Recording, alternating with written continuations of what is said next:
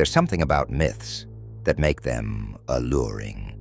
They often blur the edges of truth and fiction, especially when they have roots in history, culture, or unexplained phenomena. But what if I told you that there's a terrifying tale about a creature unlike anything you've heard of before? A story of endless dread from the sun-soaked beaches of Greece. Welcome to the Nightside Archive, where the shadows tell stories that the light dare not touch. Tonight, we bring you the Vrykolakas of Mykonos, Greece's undying curse. Nestled among the Cyclades Islands is Mykonos, a place known today for its vibrant nightlife, whitewashed buildings, and golden beaches.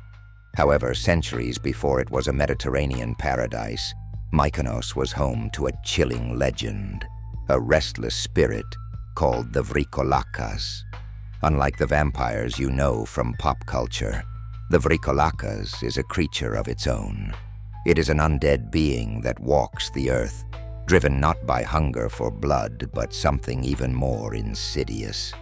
The origin of the Vrykolakas is deeply tied to Greek Orthodox beliefs and ancient pagan superstitions. While the creature's name first appeared in recorded archives as early as the 16th century, whispers of its presence existed well before. A common belief described how a person could become a Vrykolakas, a violent death, an improper burial, or worse, a curse placed by someone harboring deep hatred or resentment. To the islanders of Mykonos in the late 1700s, these weren't just fanciful stories, they were a terrifying reality. The story we delve into takes us back to the spring of 1742. A fisherman by the name of Marcos was found dead under mysterious circumstances in a remote cove on the northern side of Mykonos. Some say he drowned, though seasoned fishers knew the sea wouldn't claim one of its sons so easily. Others say something darker was at work. Rumors spread in the tightly knit village. Marcos had recently been embroiled in a bitter feud with a neighbor, Elias. A fight had erupted over suspected infidelity involving Elias's wife, and it wasn't just a quarrel of words. Witnesses claimed Elias had sworn that Marcos would find no peace in life or death. When Marcos's body was brought back to the village, there were hushed debates over what should be done. Local tradition dictated that Marcos be given a proper Orthodox burial, but suspicious glares from the townsfolk cast doubt on whether he deserved one. Some murmured about irregularities seen around his body. His lifeless eyes seemingly open one minute and closed the next. A shadowy flicker on his pale, waterlogged skin. But what tipped the scales of fear was when the livestock began dying. Chickens turned up decapitated in the morning. Goats with deep gashes along their sides. And then came the human encounters. A woman swore she saw Marcos's silhouette standing motionless under her window late one night. She ran outside, clutching a rosary, only for it to vanish into the air. Children reported footsteps circling their beds. More disturbingly, Elias himself fell mysteriously ill, wasting away until his bony figure resembled something like death itself. This wasn't grief, nor bad luck, protested the villagers. It was Marcos. He had returned as a Vrykolakas.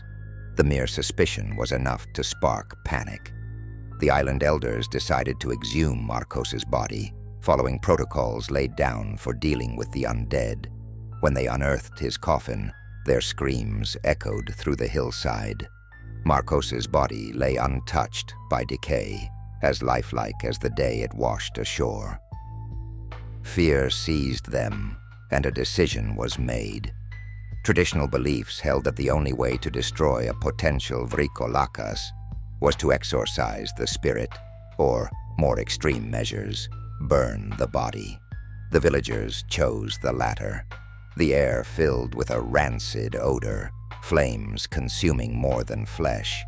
It felt as though they were purging something intangible, something evil, but their relief was short-lived. In the days that followed, reports of Markos's visage haunting the village became even more frequent. The entity terrorized the nights, entering people's homes uninvited, striking misfortune and sickness upon whoever met its gaze. The spirit now seemed more powerful than before. Scholars today speculate this part of the legend reflects the locals' fear of failing to respect ancient customs or tampering with forces they didn't understand. As dawn spread over Mykonos, the elders held an emergency meeting. They concluded that burning the body wasn't enough. They had failed to secure Markos's soul itself. A specialized ritual involving the chanting of Orthodox prayers and the placing of sacred talismans had to be performed immediately. One more exhumation was organized, not to disturb the ashes of Markos, but to bless the ground where the flames once consumed him. For a time, the strange phenomenon ceased, yet locals insist Markos never really left. His spirit lingers in the stories passed down from generation to generation. Those who live near the northern coves still report eerie occurrences, the sound of dragging footsteps on unsuspecting nights, a shadowy figure who appears in the distance only to evaporate under scrutiny. And on rare, mist-filled evenings, they say you can still hear his voice carried by the ocean breeze, a faint lament for his cursed soul. The story of the Vrykolakas is not unique to Mykonos. Similar entities are reported across Greece and the Balkans, reinforcing the folklore's chilling belief that restless spirits do exist, feeding off the fear and energy of the living. What sets Markos's story apart is how personal it feels. This wasn't an ancient myth or a creature from the depths.